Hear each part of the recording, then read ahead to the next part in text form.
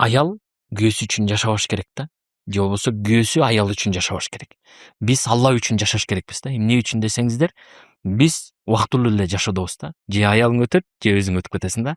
Ошон үчүн Алла үчүн жашасаң сага кыйынчылык деле болбойт. Мен иншалла бейиштен жолугам күйөөң менен деп өзүңдү өзүң стресске түшпөйсүң, өзүңдү соратосуң да. Бүгүнкү күндө энем да ошенткен окшойт. Атам үчүн жашаган, бири үчүн жашаган, атам каза болгондон энем аябай кыйналды да, стресске түшүп.